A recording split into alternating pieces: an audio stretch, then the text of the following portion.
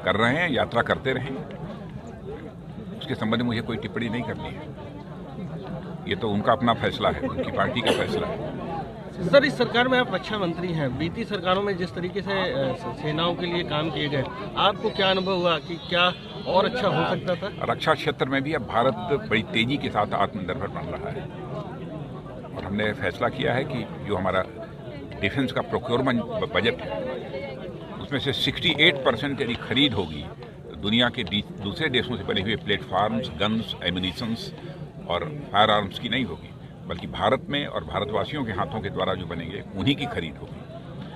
और हम लोगों ने आत्मनिर्भर भारत के फैसले के अंतर्गत ही ये तय किया है कि अब सारे ये बड़े बड़े टैंक, गोले, मिसाइल्स, एम्यूनिशंस, यह सब जो बनेंगे भारत में बनेंगे, भारतवासियों के हाथों से बनेंगे, भारत के लिए बनेंगे और सारी दुनिया के लिए भी बनेंगे। सर, कोरोना को लेकर के फिर देश चिंतित है, क्या स्थिति है और सरकार की? वैसे इसमें हमारे प्रधानमंत्री जी ने जिस प्रकार की सजगता दिखाई है और इसके पहले भी जिस तरह से उन्होंने त्वरित कुछ फैसले किए हैं उसके परिणाम स्वरूप आज ये जो वैश्विक स्तर के संगठन हैं वह भारत की भूमिका की सराहना इस कोरोना के पैंडेमिक के चैलेंज को मीट आउट करने में जो हमारी सरकार ने किया है उसकी सर्वत्र सराहना हो रही है। आप रक्षा मंत्री हैं तो सेना को लेकर के किस तरह से न्यू ईयर की तरफ जा रहे हैं आप लोग, तो क्या कहना चाहिए? नहीं, सेना बिल्कुल चुस्त दुरुस्त है और अपनी सीमाओं की सुरक्षा कर रही है।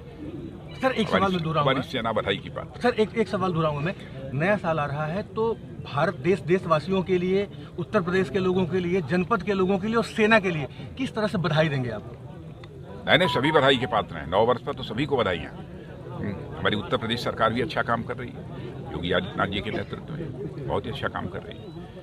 और केंद्र में तो मोदी जी की सरकार जिस तरीके से काम कर रही है और मोदी जी ने जिस तरीके से सरकार चलाई है उसके परिणाम स्वरूप अंतर्राष्ट्रीय जगत में भारत की प्रतिष्ठा तेजी के साथ बढ़ी है।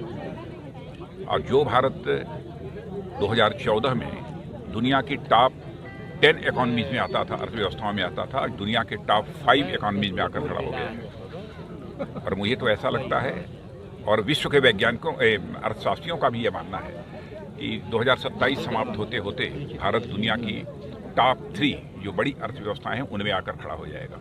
और अमृतकाल समाप्त होते होते 2047 तक हमारा भारत यह है, इस संभावना को नकारा नहीं जा सकता कि दुनिया की टॉप इकोनॉमी बन जाए, यानी सबसे बड़ी अर्थव्यवस्था बन कर रहे हैं, यात्रा करते रहें।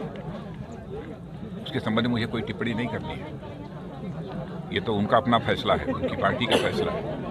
सर, इस सरकार में आप रक्षा मंत्री हैं। बीती सरकारों में जिस तरीके से सेनाओं के लिए काम किए गए, आपको क्या अनुभव हुआ कि क्या और अच्छा हो सकता था? रक्षा क्षेत्र में भी अब भारत बड़ी तेजी के साथ आत्मनिर्भर बन रहा है और हमने फैसला किया है कि जो हमारा डिफेंस का प्रोक्योरमेंट बजट है उसमें से 68% यदि खरीद होगी तो दुनिया के दूसरे देशों से बने हुए प्लेटफार्म्स, गन्स, एम्यूनिशंस और फायर आर्म्स की नहीं होगी, बल्कि भारत में और भारतवासियों के हाथों के द्वारा जो बनेंगे उन्हीं की खरीद होगी। और हम लोगों ने आत्मनिर्भर भारत के फैसले के अंतर्गत ही ये तय किया है कि अब सारे ये बड़े बड़े टैंक, गोले, मिसाइल्स, एम्यूनिशंस, यह सब जो बनेंगे भारत में बनेंगे, भारतवासियों के हाथों से बनेंगे, भारत के लिए बनेंगे और सारी दुनिया के लिए भी बनेंगे।